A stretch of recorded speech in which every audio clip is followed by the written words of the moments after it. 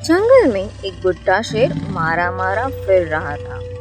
बुढ़ापे के कारण उसका शरीर कमजोर हो चुका था और यही वजह थी कि कई दिनों से उसे खाना भी नसीब नहीं हुआ था। बुढ़ापे के कारण वह शिकार नहीं कर पाता था। कोई भी जानवर उसके हाथ नहीं आ रहा था। छोटे छोटे जानवर भी उसे चकमा देकर भाग जाते थे।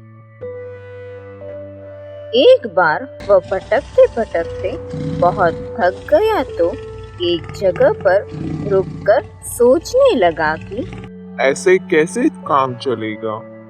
क्या करूं? किधर जाऊं? कैसे अपना पेट भरूं? इस तरह तो मैं मर जाऊंगा। अचानक उसकी नजर एक गुफा पर पड़ी। उसने सोचा कि इस गुफा में कोई जंगली जानवर जरूर रहता होगा। मैं इस गुफा के अंदर बैठ जाता हूँ। जैसे ही वह जानवर आएगा, मैं उसे खाकर अपना पेट भर लूंगा। शेर उस गुफा में अंदर जाकर बैठ गया और अपने शिकार की प्रतीक्षा करने लगा। दरअसल वह गुफा एक गीदड़ की थी। गीदड़ जैसे ही अपनी गुफा की तरफ बढ़ने लगा, उसने गुफा के करीब शेर के पंजों के निशान देखे। उसे समझते देर नहीं लगी और वो फौरन खतरा भाप गया। उसके सामने उसकी मौत थी, लेकिन सामने संकट देखकर भी उसने अपना संयम नहीं खोया, बल्कि उसकी बुद्धि तेजी से काम करने लगी कि इस शत्रु से कैसे बचा जाए। उसके दिमाग में नई बात आ ही गई। वह गुफा के द्वार पर खड़ा होकर बोला। ओ गुफा! जब अंदर से गुफा ने कोई उत्तर न दिया तो गीदड़ एक बार फिर बोला। सुन गुफा, तेरी मेरी यही संधि है कि मैं बाहर से आऊंगा तो तेरा नाम लेकर बुलाऊंगा। जिस दिन तुम मेरी बात का उत्तर नहीं दोगी, मैं तुझे छोड़कर किसी दूसरी गुफा में रहने चला जाऊंगा। जवाब न मिलता देख गीदड़ बार बार अपनी बात दोहराने लगा। अंदर बैठे शेर ने गीदड़ की यह बात सुनी तो वह यह समझ बैठा कि गुफा गीदड़ के आने पर बोलती होगी। शेर अपनी आवाज को मधुर बनाकर बोला। अरे आओ आओ गीदड़ भाई, स्वागत है। अरे शेर मामा, तुम हो? बुढ़ापे में तुम्हारी बुद्धि इतना भी नहीं सोच पा रही कि गुफाएं कभी नहीं बोलती।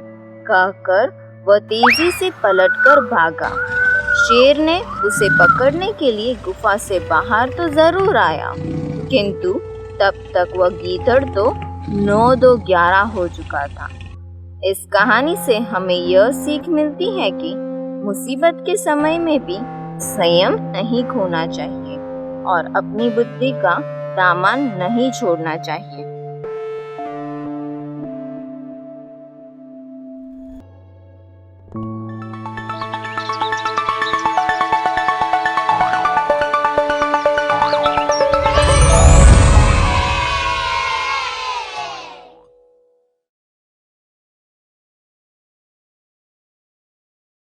किसी एक गांव में शतपथ नाम का एक धोबी था। उसका एक गधा था जिसे वो बहुत प्यार करता था, लेकिन गरीब होने की वजह से वो उसे ठीक से खिला नहीं पाता था। एक दिन धोबी कपड़े धोकर नदी से घर की ओर जा रहा था और जंगल से गुजर रहे थे। तभी अचानक कपड़ों के वजन से गधा फिसल गया, क्योंकि भूख की वजह से वो बहुत ज्यादा कमजोर था। धोबी मदद के लिए आसपास देख रहा था। तभी उसकी नजर एक मरे हुए शेर पर पड़ी। शेर को देखते ही धोबी ने दिमाग में एक योजना बनाई। उसने उस मरे हुए शेर की खल निकाल ली और घर ले गई। उस रात धोबी ने मरे हुए शेर की निकाली हुई खल अपने गधे के ऊपर डाल दी ताकि देखने वाले को गधा भी शेर लगे। और फिर उस गधे को गांव में किसी किसान के खेत में छोड़ दिया और सुबह वापस आ जाने को कहा। जब रात को किसान अपने खेत में देखने आया तो उसे लगा कि उसके खेत में सच में शेर है और वो डर के भाग गया। सुबह धोबी उसे वापस घर ले आया। ऐसा कुछ दिनों तक चलता रहा। गधा शेर की खल पहनकर खेतों में घूमता रहता था और किसानों को लगता था कि सच में शेर है। और उन दिनों में तो गधा खा पीकर मस्त बन चुका था। ऐसे ही एक दिन गधा किसान के खेत में टहल रहा था और सभी किसान इकट्ठा होकर उसे देख रहे थे और उसे भगाने की योजना बनाने के बारे में सोच रहे थे। तभी अचानक गधे को गांव से किसी गधी की आवाज सुनाई दी और गधे ने अपनी कुदरती आदत से मजबूर उस आवाज को जवाब में खुद होशी होशी चिल्लाने लगा। गधे की आवाज सुनकर किसान समझ गए कि जिसे वो इतने दिनों से शेर समझ रहे थे वो एक गधा है। गधे का राज अब खुल चुका था। अब किसानों का डर खत्म हो गया और सभी किसान मिलकर लाठी से पीट-पीट गधे को मार डाला।